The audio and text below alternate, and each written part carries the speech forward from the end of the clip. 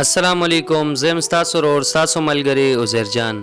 غزل بر سره شریکوم د غنی خان بابا.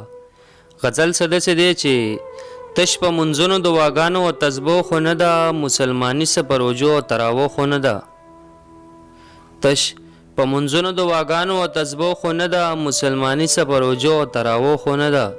نیتونه پاک او د شیشې غونده کې زړونه غواړي، نیتونه پاک او د شیشې غونده کې زړونه غواړي. هسې جومات ته په ورتلو او پراتلو خو نه ده. دا چې په ګوته ځان سنډي هغو ته داسې وایه، ستا خو شمله هم برابر زما د خپو خو نه ده.